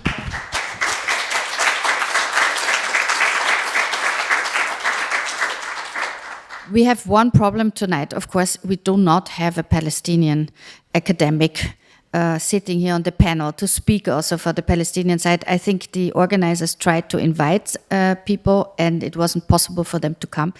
So I'm personally also very sorry for that. But for that reason, I think we should maybe not dwell too much on the Palestinian side now because we cannot really speak for them also. But because we have the luxury to have you here now on the panel, I think it would be worth, maybe DORON, you can address that. If you look at Israel in the last years and the radicalization of politics in Israel and also on the radicalization in the representation of Israeli politics in the government. So this is really something that we didn't think could happen 30 years ago, that you have such radical extremists in the government who do have very radical ideas represented now on a daily level in cabinet meetings. And I wonder how that changes your perspective also of Israel, where you were born, where you feel home and you feel a part of you belongs there. But it is a very problematic reality that you also face because it's a government that you, of course, cannot agree with. But also in the future, the question is how, as Fania says, the moderates can come back into government and also the society can be de-radicalized in order to make such painful compromises, like, for example, giving some territory to Palestinians for a state.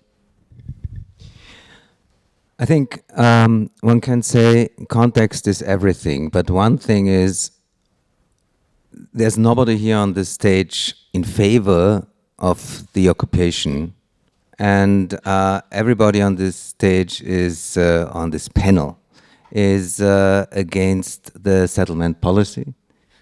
And what can be done in Austria is not to go into the streets against the Israeli government in thousands and hundreds of thousands, but the Jewish community, and I have to say proudly, the Jewish student organization in Austria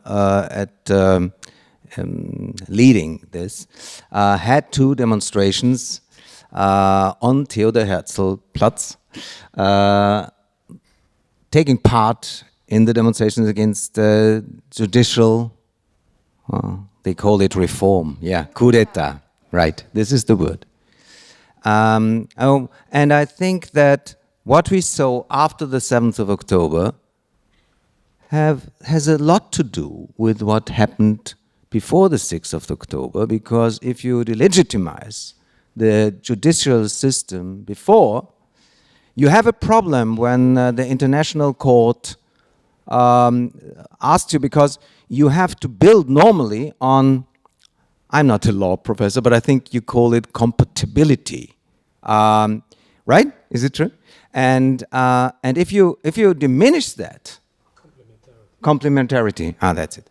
Thank you. And if you diminish that, then you are in trouble.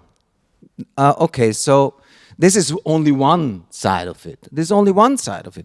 But when you say, Omer, when you say we were doing exactly what you criticize, yeah, context is everything.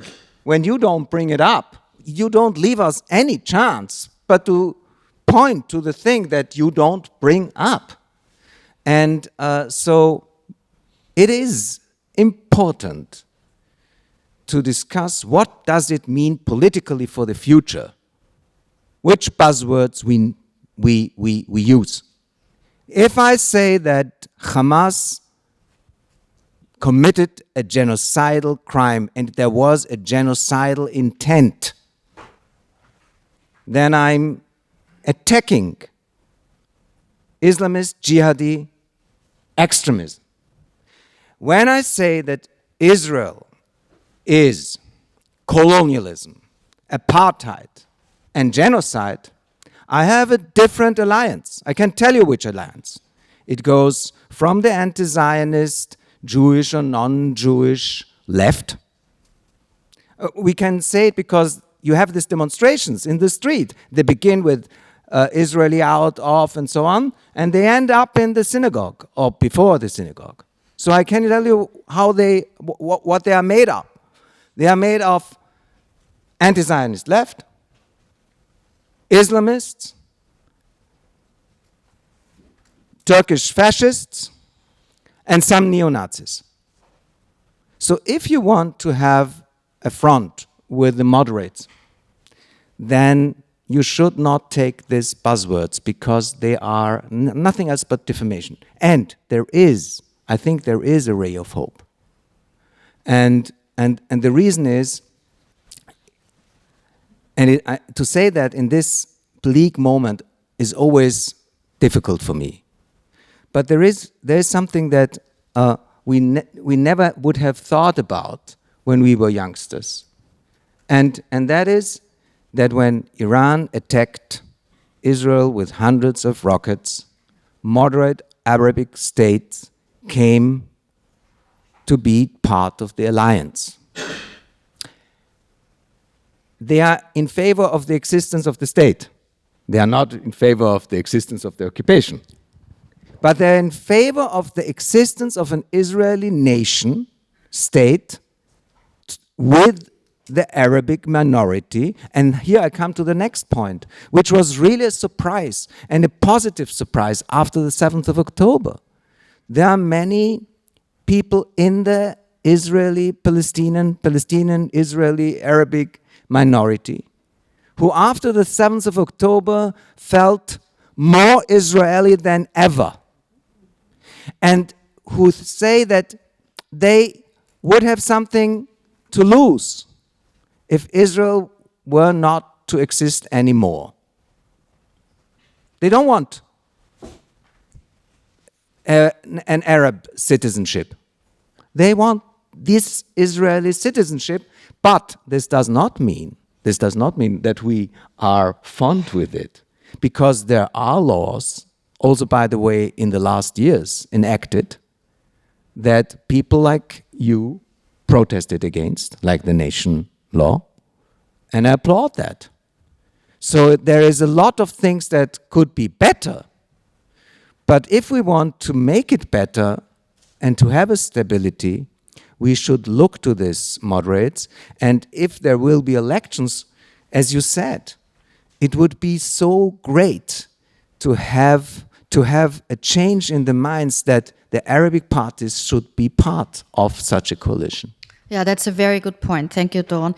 Also, because we're really running out of time now, I also liked your point very much about the alliance internationally of moderate regimes in the Arab world, but also in the West.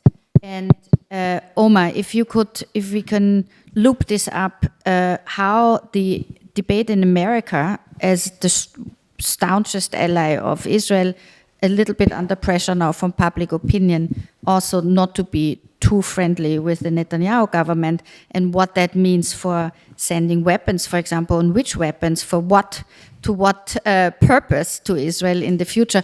Can you comment on that and bring that point in before we then go for very few minutes for very few questions to the auditorium? So please prepare. I hope we have a microphone for that also. Okay, so Omer first, please. Yeah, I want to just say a word about the day after. And I think when we talk about the day after, it's good for us to remember first the protests against the so-called judicial overhaul. On August 4th, 2023, some colleagues and I issued a statement called The Elephant in the Room, which was signed by about 2,500 distinguished scholars around the world. And what we pointed out was that while we, of course, supported the mass demonstrations against the so-called judicial overhaul, we pointed out that the elephant in the room was what the organizers of the protests refused to talk about, which was the occupation.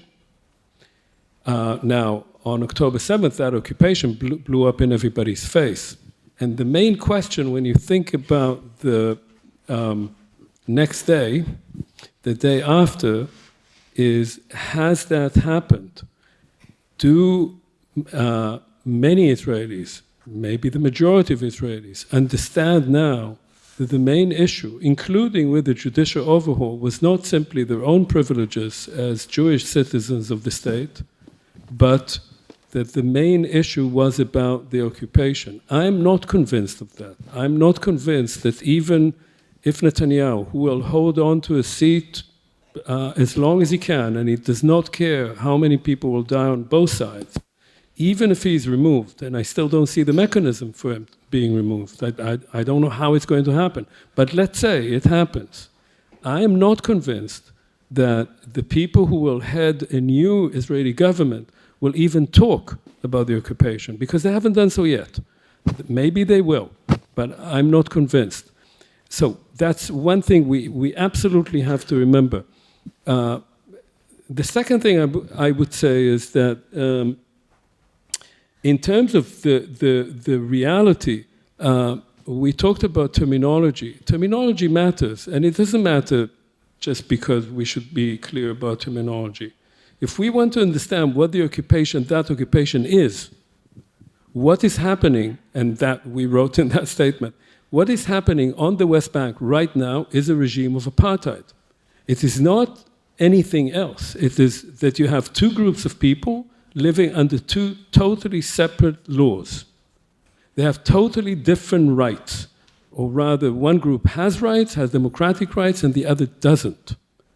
The people living in the settlements are quite wealthy, quite comfortable. The people living around them are dissected, are living in little islands, and their lives are miserable, and they can be hauled out of their homes at any moment. I was speaking with a group of German students, and one of them was a Palestinian studying in Germany. And he said to me, he said, you know, one thing I don't understand is why, when I was a kid, and Israeli soldiers would break into our home at 4:30 in the morning, why they broke my toys. What was the point of breaking my toys when they did that?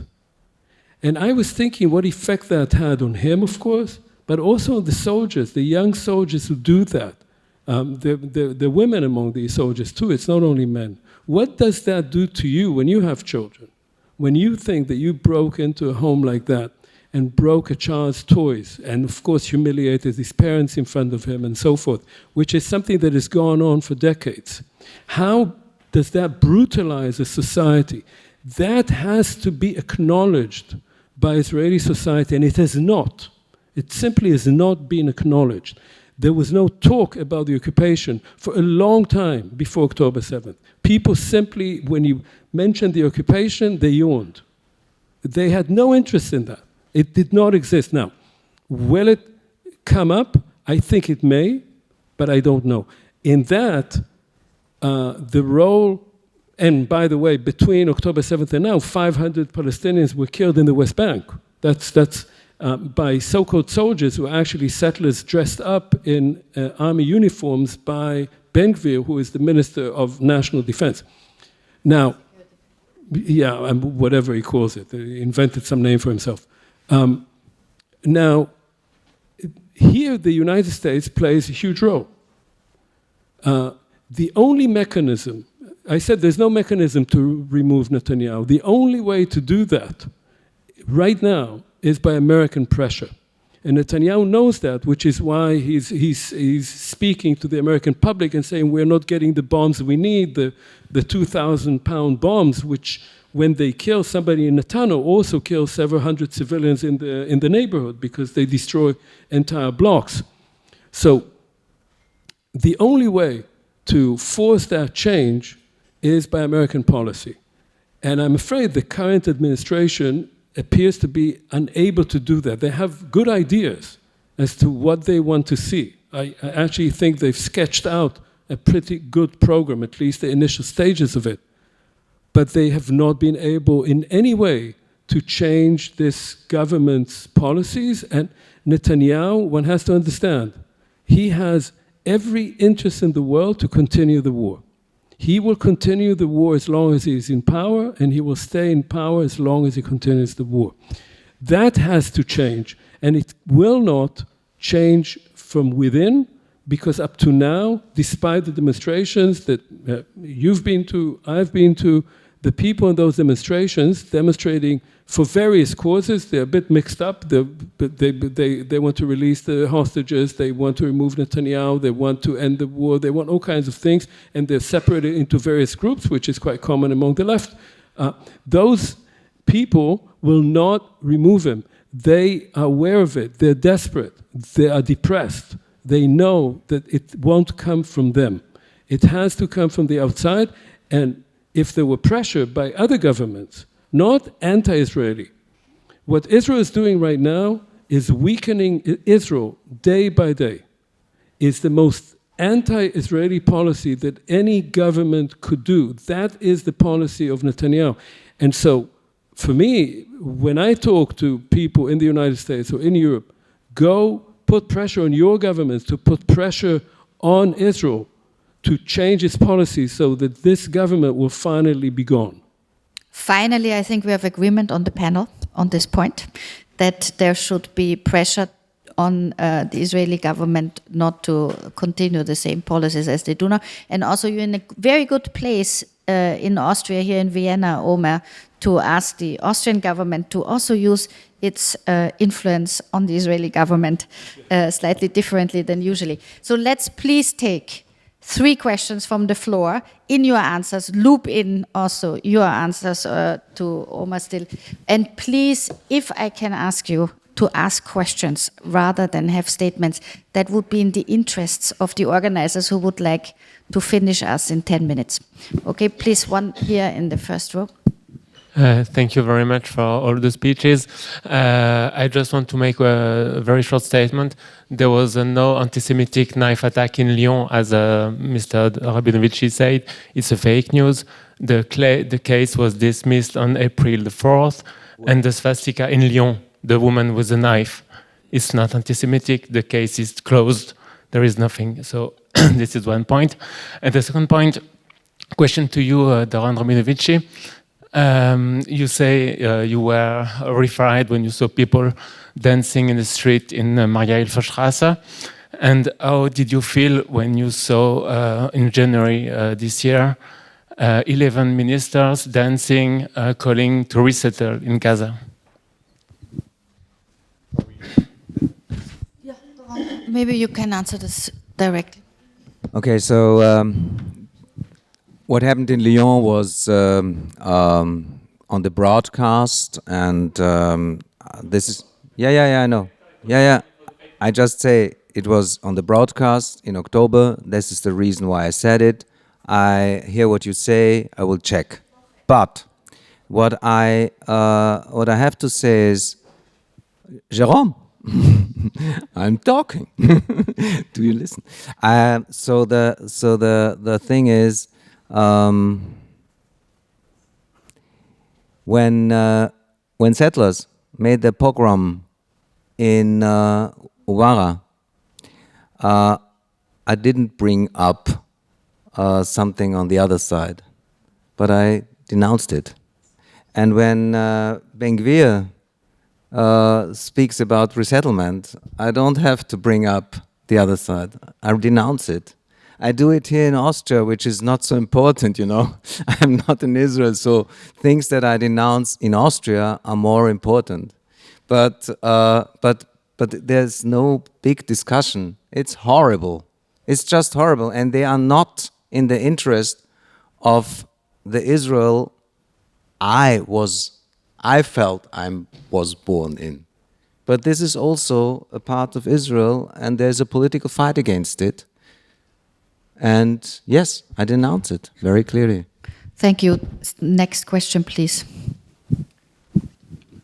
Here in the back. Hello. Mr. Bartov, in your lecture, it seemed to me like the war front spearheaded by Iran is not really, that you didn't consider it like a real issue, and put the fear of a new mass murder more on the side of paranoia. However, I feel like, or I think, that it's the key issue about how a war can end. Can there be peace between Israelis and Palestinians in a global scenario where you have Iran and Hezbollah and a bloc who supports the destruction of Israel? How should peacemaking be addressed while this is the whole scenario? Thank you. Omer. I'll try to be very brief. So I'd say this. Israel is facing, first of all, Hamas. And Hamas is an organization that has been described here as genocidal. It's an organization that wants to change everything in Palestine and make it into a fundamentalist state. Hamas is very similar to the extremists who are now members of the Israeli government. These groups want exactly the same thing. They want either, as I was saying in my lecture, either a fundamentalist Jewish state with no Arabs in it, or fundamentalist Palestinian state with no Jews in it. They thrive on the fear of their populations. I do not believe that most, and there are polls about that most Palestinians support Hamas. Most polls show that they don't. And most Israelis don't support Ben-Gvir and Smotrich. But they have power. They have power because most people are silent or terrified and lack security. Second, on Hezbollah specifically, we are very close to a war between Israel and Hezbollah. That war would be devastating for Lebanon and devastating for Israel. And at the end of that war, after many people are killed and the countries are destroyed, we'll be in exactly the same place. So it's a really bad idea to have that war. Iran, of course, uses Hezbollah as its proxy. But Hezbollah has said, and I personally think this is the case, that if the war in Gaza stops, it does not have an interest in continuing that. Iran does, which is why the Arab states want to have a deal with Israel. They don't love Israel. They certainly don't love the occupation. What they want is a deal with Israel and the United States against Iran. The people who worked against this kind of deal were Netanyahu, not only when he did not facilitate any kind of agreement with the Palestinians, but also because he worked together with President Trump to stop a program that would have greatly delayed nuclear arms for Iran. So if you think about the future scenario, that future scenario would be that Israel would have some kind of ongoing negotiations with the Palestinians, which would facilitate an agreement between Israel, Saudi Arabia, the Gulf states, and the United States, which would isolate Iran. That is exactly what, in fact, the White House wants to do. I think it's viable, but not with the current Israeli government, and obviously also not with Hamas. So Hamas, the leadership, would have to go, would have to be exiled. They will probably come back through the back door, but that's another story. But they would have to go, and the Israeli government, the current government, has no interest in doing that, even though this is the best way to prevent what could be a completely apocalyptical flaming up of the whole region. One more quick question here. Hannes?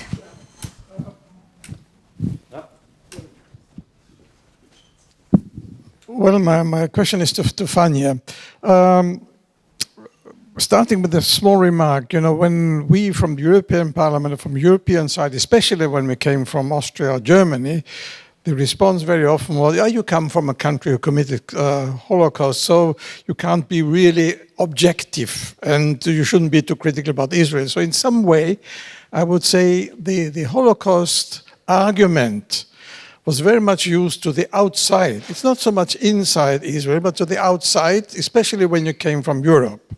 This not only by Netanyahu, but also other Likud governments before. So my question specifically would be, what do you expect from countries like Germany or Austria to do in political sense, to what kind of position should they have now in this specific situation? Because the moderator, Tessa, asked already, you could approach perhaps the Austrian government. Well, I wouldn't advise you to do it, but tell us perhaps, what do you expect from us? Should we play a role? Should we be quiet? Should we be critical, too critical? Should we work more on the Palestinian side? Is there any role for us to play in the day after or towards the day after? Thank you, Hannes. And certainly Germany and Austria, in its way, are very important friends to the kind of Israel that I'm trying to protect and to renew. The kind of Israel that I want to keep living in. And for this, we need critical friends. We do not need the Geert Wilders of this world. We do not need embraces or bear hugs from the extremist European right, or the Argentinian, or the Brazilian, or what have you. We need critical friends, I elsewhere called it tough love, that would do their utmost to distinguish, the way I'm trying to distinguish, between the current Israeli government and a great part of Israeli civil society, to make life as difficult as possible for this government while enabling and empowering civil society, because these are the future leaders. And I'm still hoping, and this is, part of my general critique, that it's very easy to collapse all the Zionists together and say, okay, you are speaking Israeli propaganda, you have false consciousness and what have you, you are using words like Holocaust and anti-Semitism and throwing them around. No, we need to discern, as I suggested before, that there are very strong liberal forces in Israel that need help.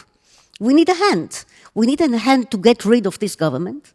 Democratically, nobody is talking, or very few lunatics are talking, to be accurate, about removing this government undemocratically. But we need all the help we can from our international friends to remove this government democratically.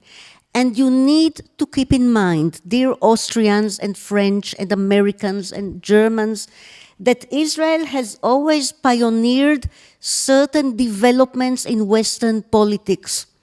And what is happening to us might happen to you in the not so distant future.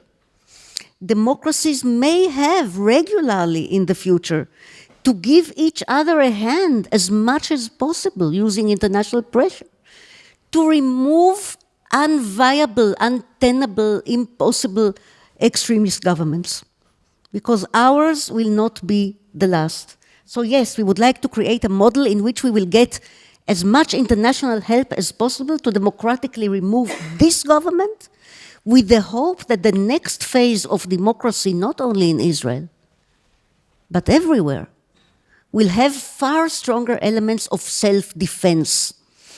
If democracies do not defend themselves, they might end up on the abyss the way Israel is today. So please help us out in order that we can empower and strengthen future liberal democracies and the people who believe in them.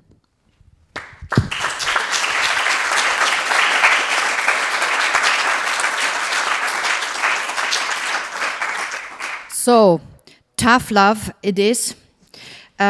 thank you all for coming tonight, but please join me in a special thank you to our 3 panelists who gave us such fascinating thoughts tonight.